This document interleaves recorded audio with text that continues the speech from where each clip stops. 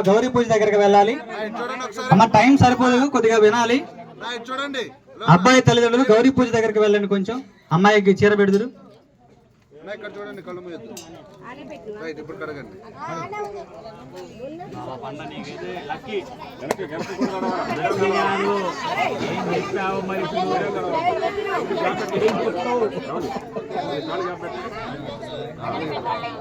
అయ్యా మణికంఠ గారు, చీర పెట్టించి వెంటనే పంపించండి.